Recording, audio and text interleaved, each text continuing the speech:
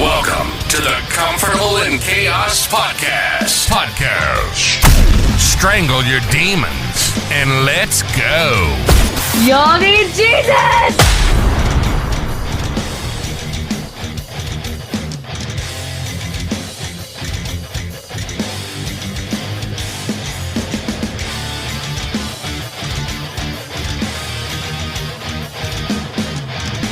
Hello, darkness, my old friend.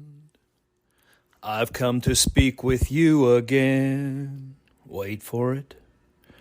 And the sound of silence. Welcome back to the Comfortable in Chaos Podcast. I am your host, Eric Hellberg. You know, we're like Einstein over here.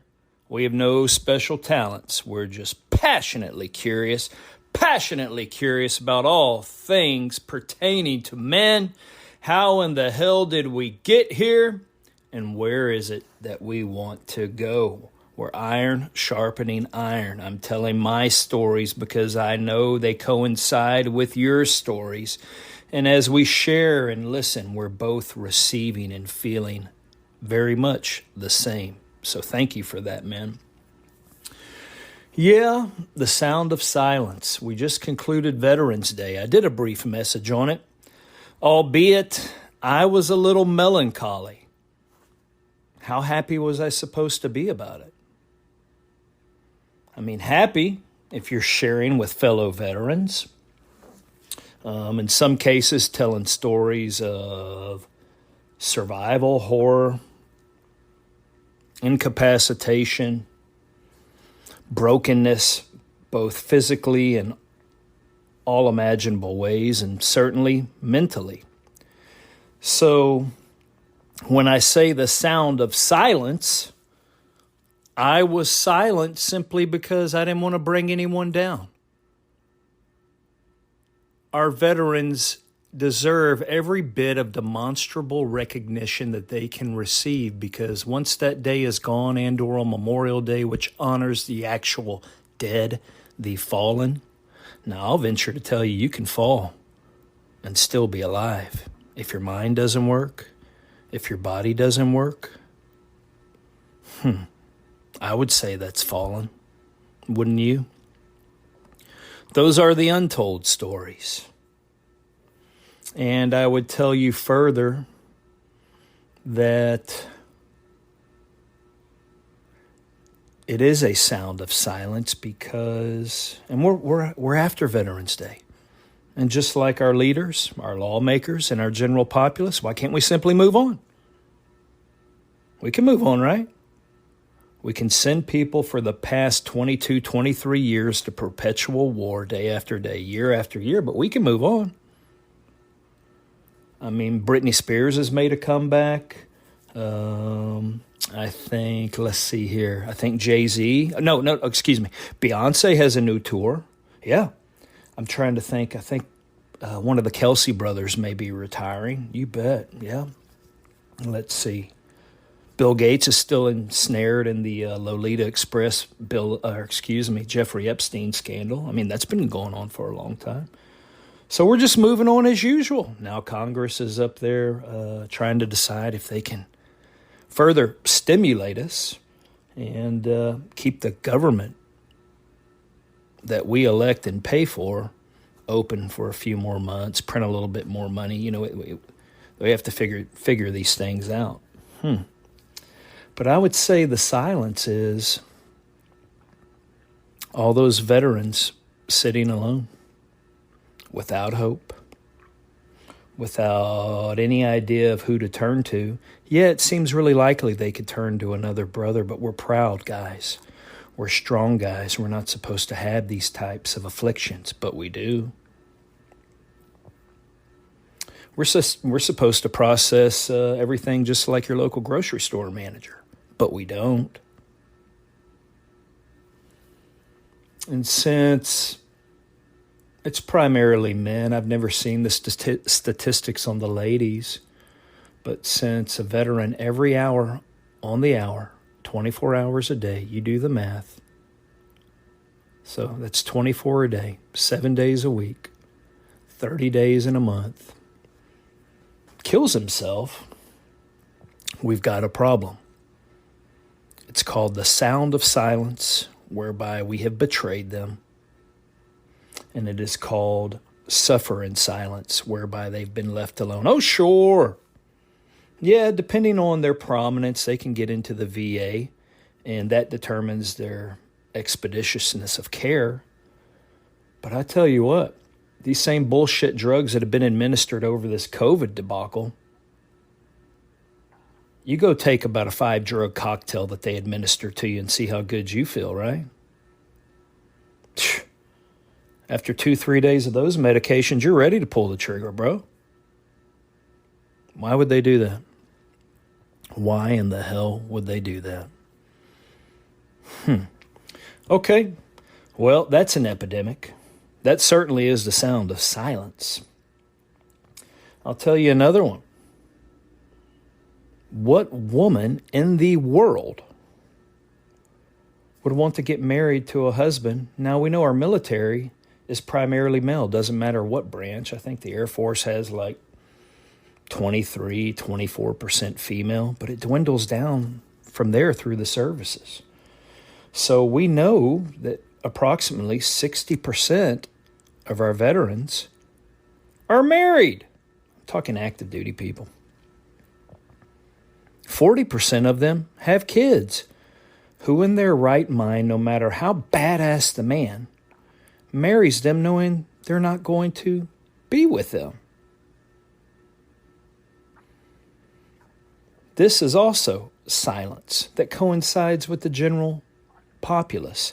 That being, shouldn't we know what we're doing in the dating process? Shouldn't we know what we are doing before we wed? It takes some hard communication, because what woman wants to be without the man she just committed her whole life to?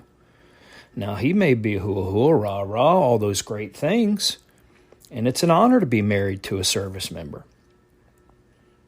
But how honorable do you feel as a spouse when you're all alone? In that darkness and that silence, do you feel honor? Are you able to convey that honor to your offspring, your kids that are now in the mix? No, absolutely not. If you're a service member and you're by yourself, get out there and go kick some ass, man. But don't latch on to someone or commit to someone if you still have work to do. Go do good work. But do it alone unless you have an implicit understanding with your loved one. That takes a very special person to go through those things and be content. And I would even say on both sides, not just simply the spouse, but they definitely are going to bear the brunt of it. Definitely something to think about. And that's no different for most people outside of the military. If you are going to entertain a demanding profession and not be with your spouse and or your kids, and that's what you've always wanted to be, and typically us old fighting men, that's what we wanted to do. That's what we wanted to be. So we knew. So we could talk about it beforehand. And if this is the direction you want your life to go, no matter what field it is, simply talk about it with the lady you profess to love, and she can do the same with the man she professes to love, so everyone is on the same sheet of music. Otherwise, you're left in the dark of what truly comes after, and then you are left, like my old episode says, without a voice and silent. And there's a lot of that going around, even on Veterans Day, within the veteran community and the spousal community of theirs. Okay, I think I've tied that one up. So let's go back to the sounds of silence. Rhythmically methodical. I like Simon and Garfunkel's version. I love Disturbed's version. And you heard me mention the movie The Sounds of Freedom because it received a lot of fanfare, just like our veterans on Veterans Day and or Memorial Day. And then it kind of peters out. I would venture to tell you the greatest gift our veterans have given us when you talk about the sound of freedom, let's juxtapose this here. Is silence in society? We spoke of silence as being bad. Now we're speaking of it as being good. Do you want to hear bombs going off? Do you want to hear... You want to hear a boom? All that crap going on around you? Thank your effing veterans. The sound of silence here in free America, what is still left of it that is free, is owed to these guys. The sound of silence while you wait in line to get your allotment of food is owed to these guys. The sound of silence where no one calls you out when you go talk a bunch of shit to people is because of these guys. So I would say, going just like the movie, the sound of freedom is the same sound of silence that you are gifted to have. Okay. I guess I got a little excited. Should I reach for my Copenhagen? I am a man. I am a veteran. Inhale, exhale. Now as men, we enjoy silence.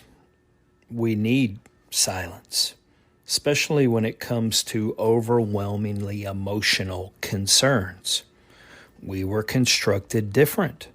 All those things that make our veterans great are what allow us to operate and flourish. We can carry it to the workplace.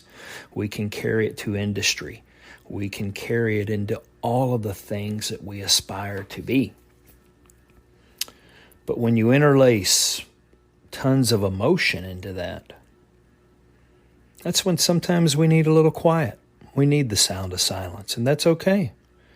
That's why a father and son can get on a long car ride and ride for miles and miles and miles and simply not say a thing. Maybe dad puts his hand on his son's neck. I do. Grabs his shoulders, holds his hand. I do. I love it. Song or two on the radio.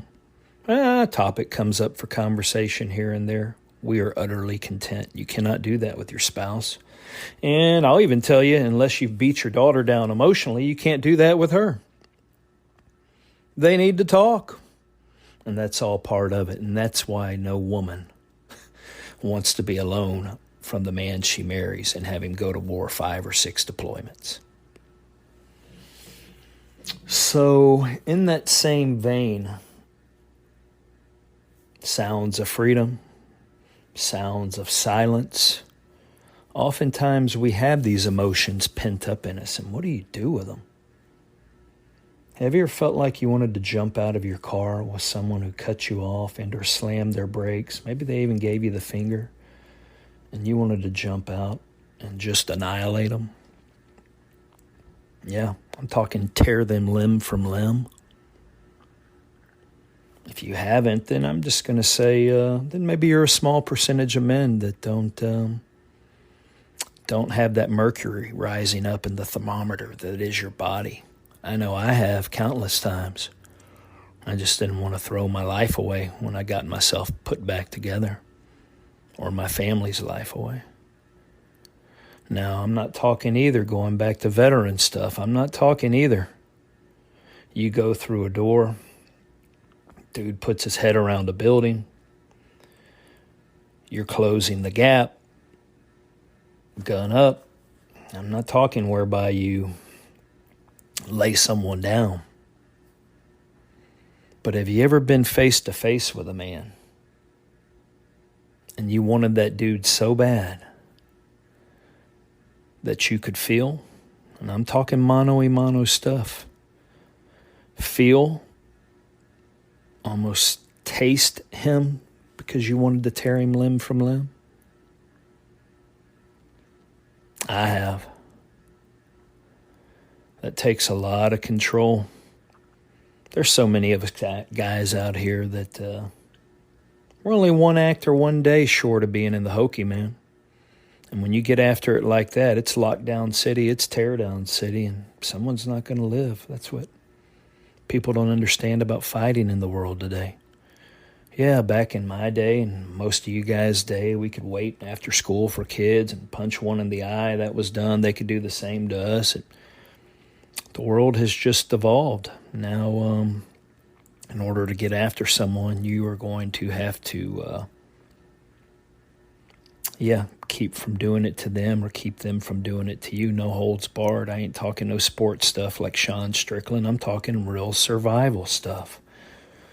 But yeah, that is when it is really something. If you've ever tasted a man that you wanted to destroy, and that doesn't make you special because you only tasted it since he had the same set of senses as you.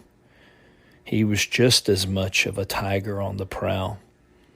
But maybe you had your son with you. Maybe he had a gun. Maybe you were in his property. I'm thinking of my last one. We were all three. But I knew he wanted something, and I wanted to show him that he didn't have that over me. I just couldn't at that time. But man, I can still bring up those feelings in my body. That's just part of being a man. And that's why all these things that we associate with veterans and on Veterans Day and the true essence of man and how we were designed make day-to-day life very, very hard. Holding it all in. And still being the bastion of emotional freedom, expression, and feelings. It's very hard. It's very hard, and you heard me talk about a tiger before, to get a tiger to cozy up with a pussycat.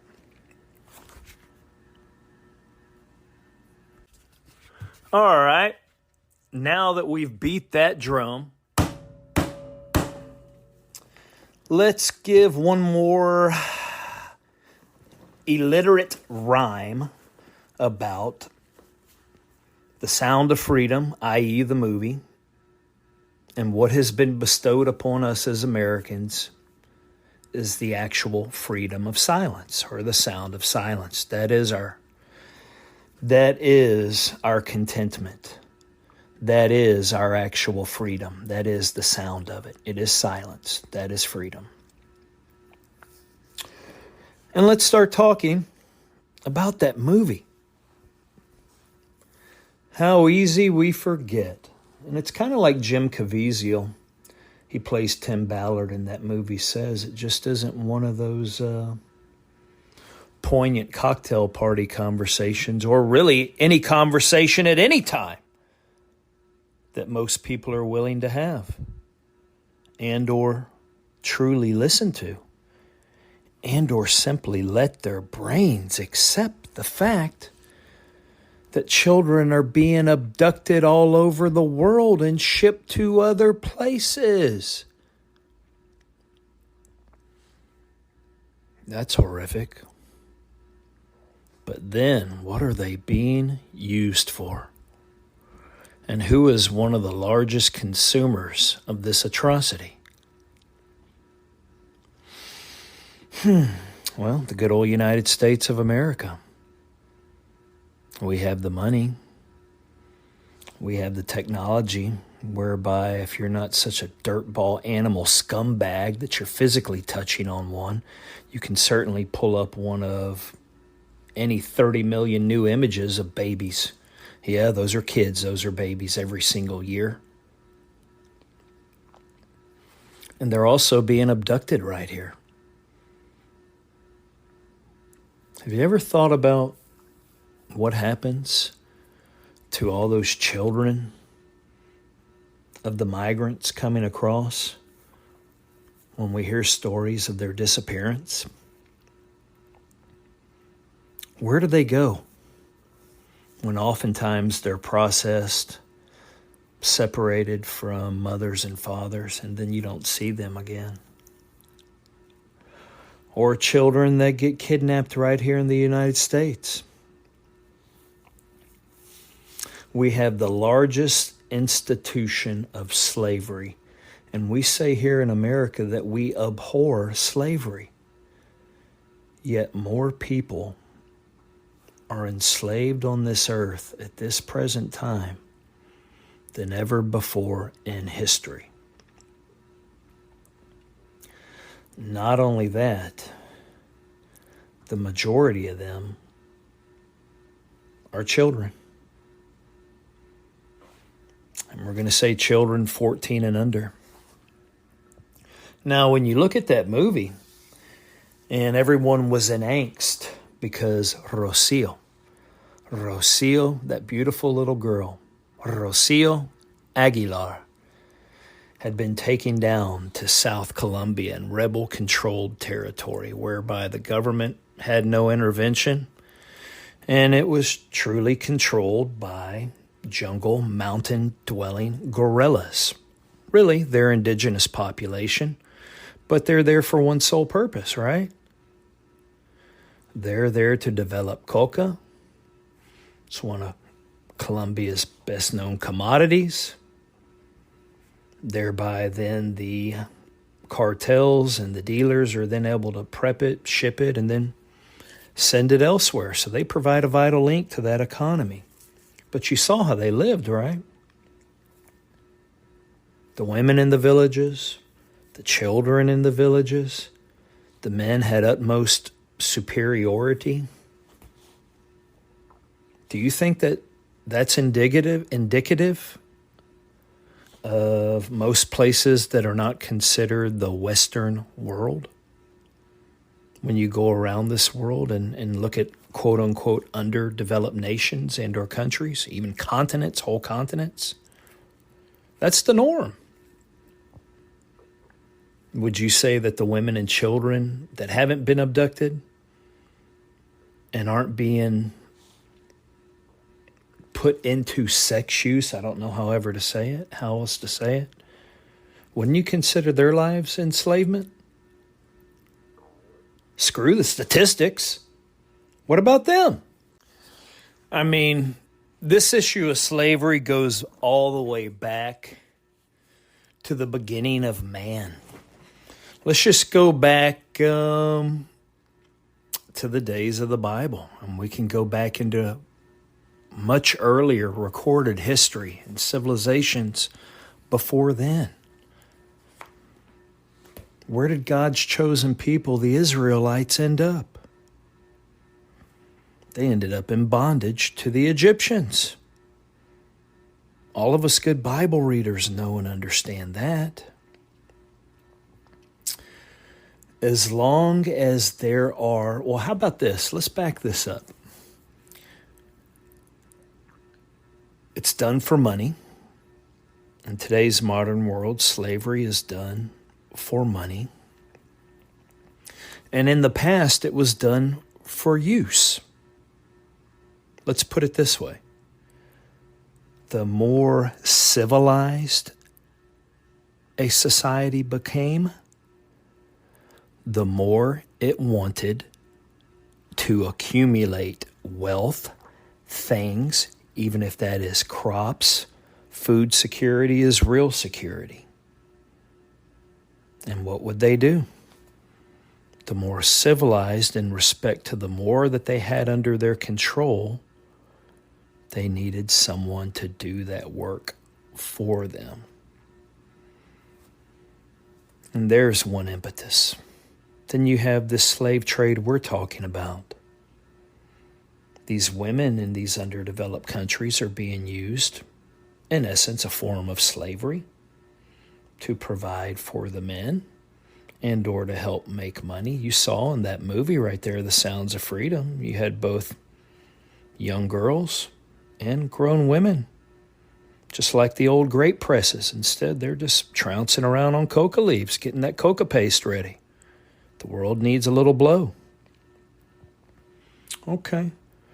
I would venture to tell you that as long as there are enterprising people, of course depraved, within a given society, they will find a way to sell off their people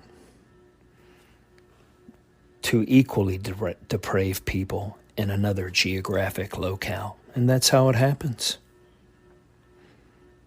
In this movie, You had a Honduran lady and I don't know what you call her crew, animals, picking up Honduran children, but they know as far as safety and expediency, so they won't be tracked down, they have to get them to another country, i.e. Colombia.